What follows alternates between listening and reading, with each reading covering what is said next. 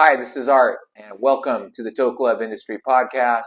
Today I have a very interesting show. We're going to be discussing some current news and relevant topics in and around the towing industry. So bear with me while we get through a few items here.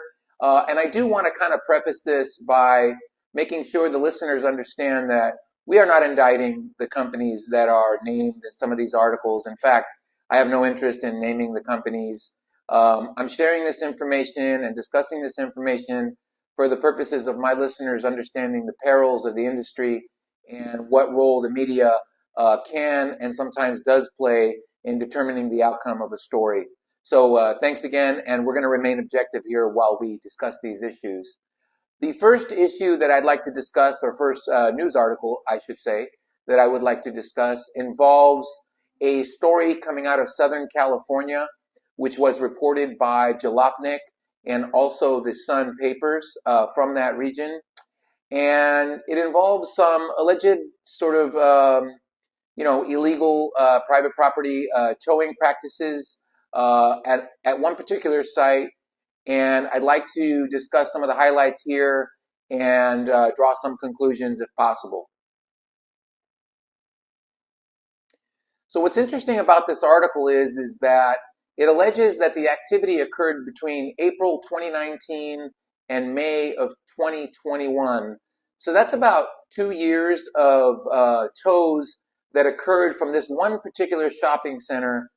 And the indications or the suggestion, the article suggests, I should say, that the security contractor and the property manager were unaware that this activity was going on their property.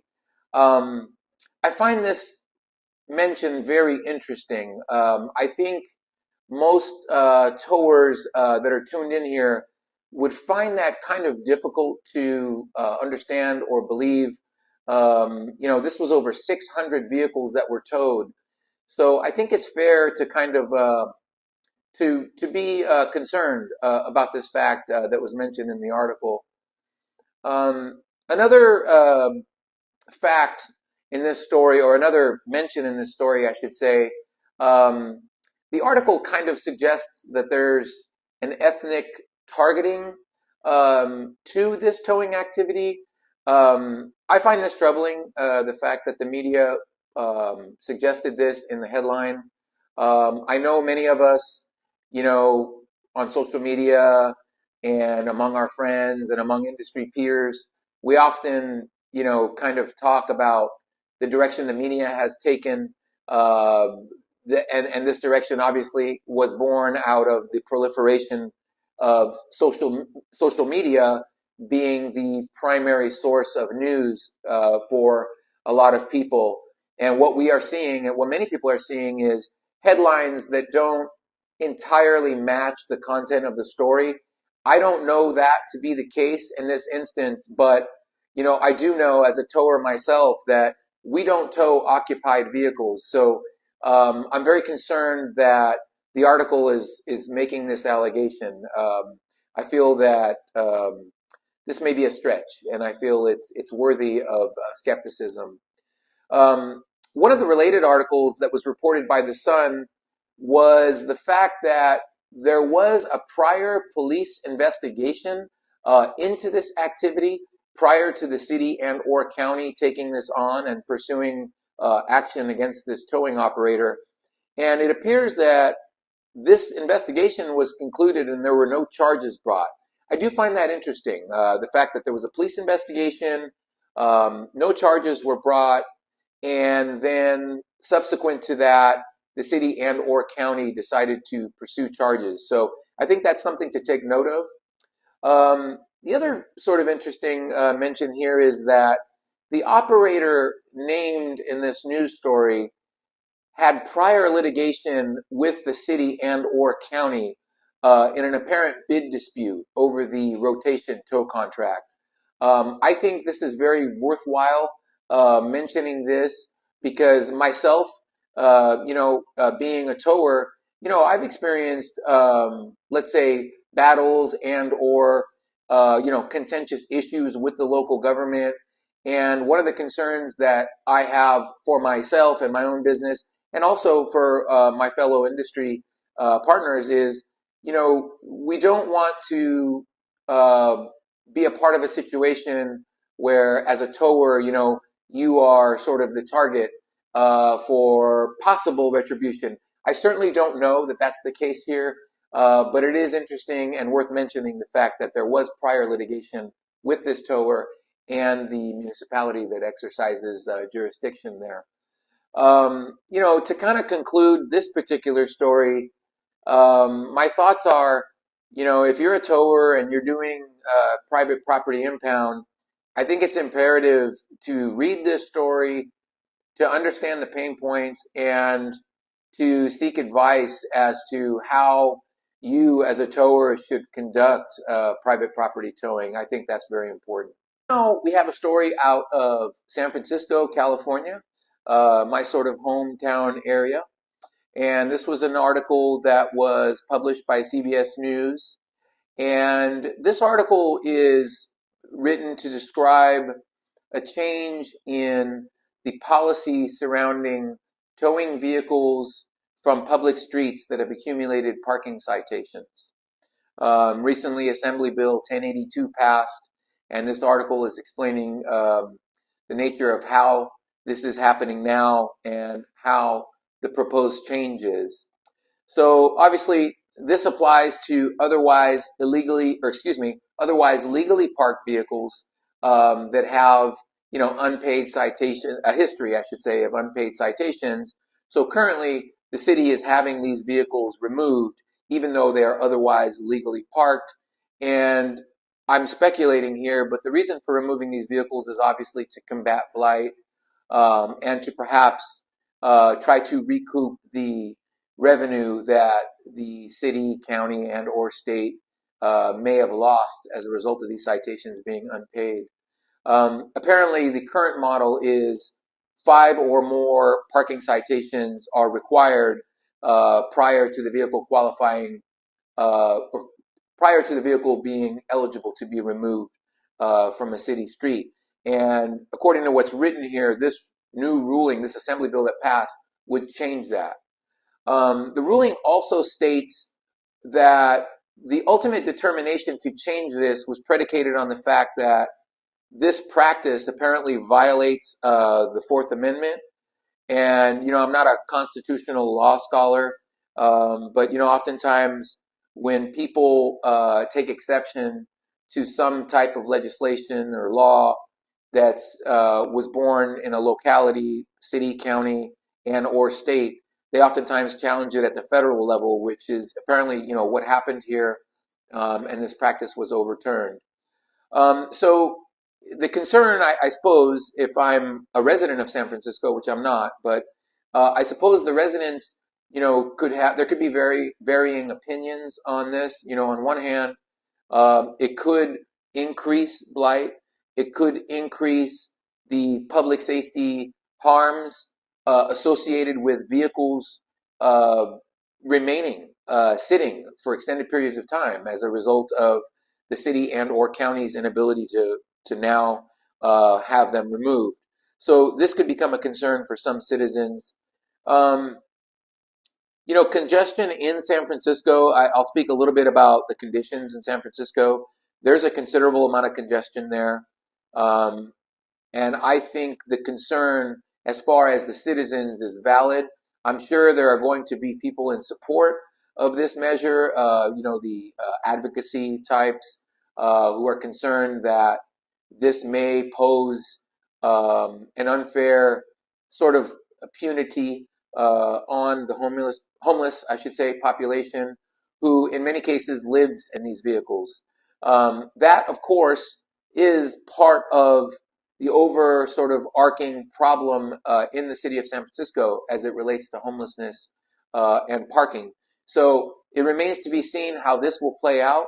I will certainly update you on this as more information becomes available. So the next story that I would like to discuss, again, comes from a local market near me, city of San Francisco. And this was reported by Mission Local News. And again, there's a suggestion in the headline or in the body of the article that indicates that the tower that's mentioned here was targeting the owners of vehicles based on the language they spoke or their ethnicity. I touched on this in a different story, and I'm kind of troubled, to be quite honest, when I read such headlines because, again, towers do not tow occupied vehicles, to my knowledge, anyways. And it's troubling that that this journalist took or incorporated something like this into the article without the ability to understand how that could be the case.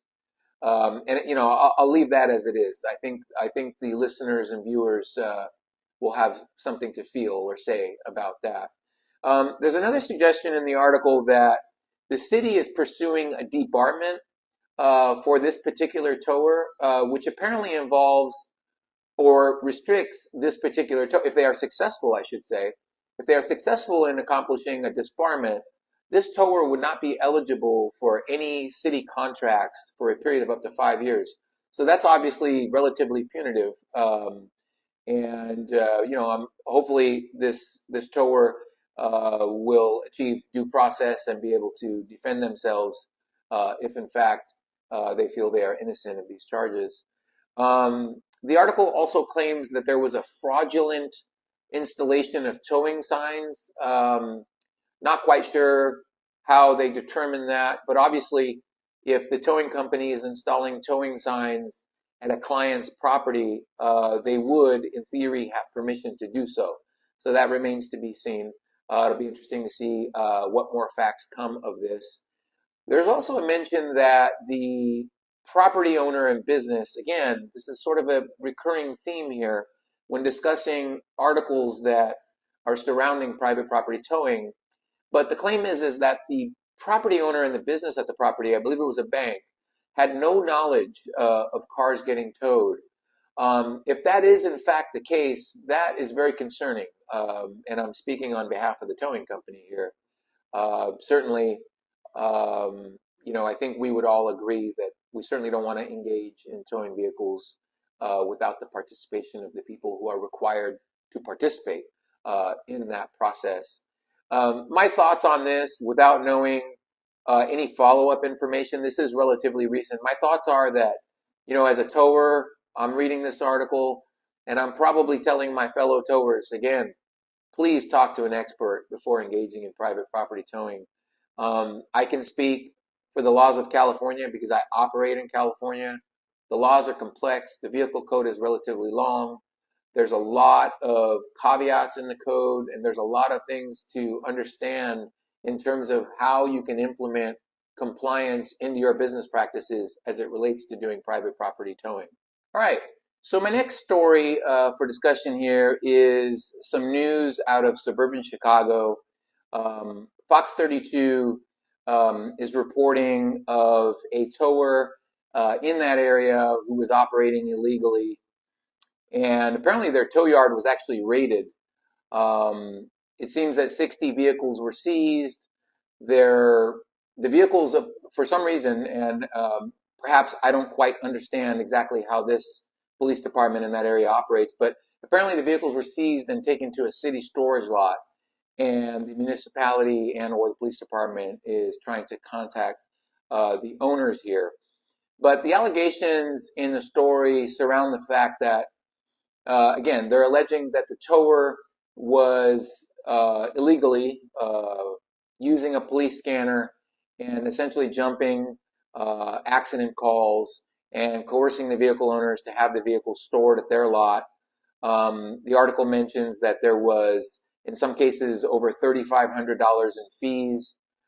It's a little hard for us reading this article to judge the operator in this instance because we don't know what the approved rates are in that market.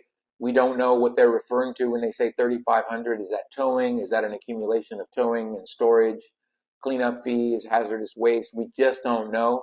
So it would be probably wise to reserve judgment in terms of the rates until we have more information. They also mentioned, and of course this does not bode well for the tower, but apparently The tower was in process of being evicted, and apparently they discovered that this tower did not hold the proper licenses to operate.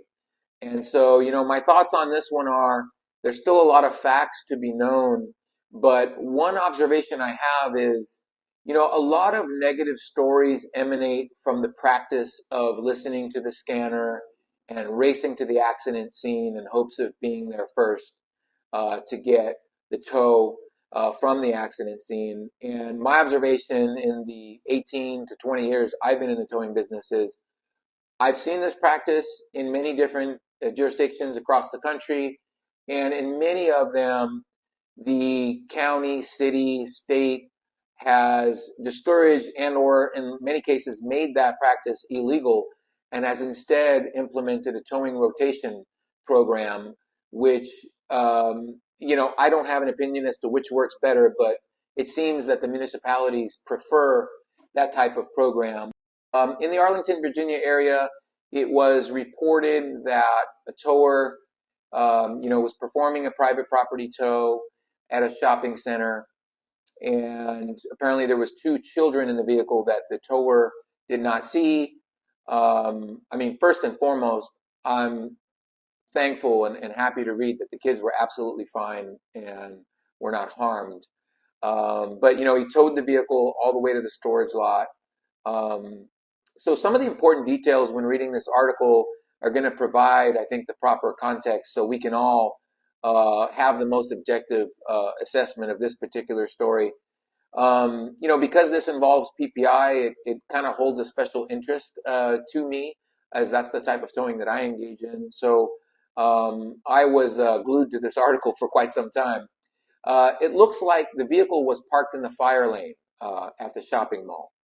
The vehicle was left running and unattended for 16 minutes with the kids inside. And I know that many of you, listening to this and or perhaps who have read this article are going to immediately form some sort of judgment over the, either the mother or whoever was driving the vehicle and responsible for those kids. But these are the facts of the story. Again, the tow driver is indicating that he did not see the children. This was an SUV, most likely with rear windows that were tinted, and according to the article, the kids were in the rearmost seat, which oftentimes hampers visibility back there, particularly if the windows are tinted. I certainly think this is possible. I don't think, I can't imagine a scenario in which the tower was doing this purposely. It also appears that the mother and or the driver of the vehicle was cited for negligent behavior of some sort, which is interesting. Clearly, I'm a parent, and I know we would all say, well, I would never do that. And that's certainly probably the case for most of us, but they're going to face some accountability for this. The article suggests also, and I do find this particularly interesting, but also not related to this incident. So again, I have to question why the journalist went in this direction with this article. But the article suggests that the tower has faced prior scrutiny for what I believe, and I don't know much about this particular tower, but from what I believe is one of the primary functions of this tower, which is private property towing and impounding. I don't know why that's pertinent to this article, but it is mentioned in the article. And I'll give some thoughts as to why I think that's important. So some of my thoughts here are, obviously the parent and operator of the vehicle is neglectful. But I would like to pass on to my listeners and people in the industry, if you're engaging in private property towing, again, this is becoming a recurring theme here, but please be extra cautious. Nobody wants to effectively kidnap a child, which I know was not the intent here, but that's sort of what happened. The parent had momentary separation from their kids, which, despite their negligence, had to be heartbreaking for them. But again, extra caution. And the fact that this tower has apparently, if we're going to believe what's written in this article, faced scrutiny, this tells me that, this is cause for more caution. I mean, as towers, if we're continually seeing articles surrounding this type of towing, um, there's a disconnect here between the industry and between all the rules and regulations that are required to do this part of towing. So I strongly suggest to towers, again, please um, take some time, spend some of your time, effort, resources to understand what's required. It doesn't appear that the tower did anything wrong in this case, but the fact that there was a mention of prior scrutiny suggests that A, this tower either primarily does or a large part of their business is private property, which in and of itself is a magnet for false allegations and a lack of understanding from the motoring public about what we are supposed to do. But also is a lightning rod for articles like this. And towers can and do become targets as a result. I'm hoping, and it doesn't appear that the tower is going to face any serious accountability for what seems to be not their error. But I also hope that towers can collectively read articles like this, and if nothing else, improve their operations surrounding private property impound. All right, so I know we've talked about 5 or so articles um, surrounding news in the industry. And I have to say, I particularly dislike negative towing articles. Like all my listeners likely do, and anyone in the industry. Um, if nothing else, I hope that this will create a little bit more diligence on behalf of towers when they read articles like this. I'm relatively certain it does. It certainly has had that effect on me. And also, there are learning opportunities that exist in every one of these stories, whether it's licensure or proper licensing, risk mitigation, and more importantly, understanding what the legal requirements are for the particular type of towing you do. One thing that I will be doing is in the description of this episode, you will find links to 3 prominent towing attorneys. Now, I am not sanctioning and or endorsing these attorneys per se. I have had dealings with a few of them, but I would like to say I do know for a fact that these attorneys specialize in the towing industry, and I do strongly encourage towers, again, to understand what their obligations are before they engage in any type of towing, but particularly, and this is because this is sort of my area of expertise, but particularly PPI. There is so much to consider, there is so much risk, and there is so much nuance to the vehicle code in my particular state, and I imagine in other states as well. And my final thought is if you aren't willing to know, don't tow.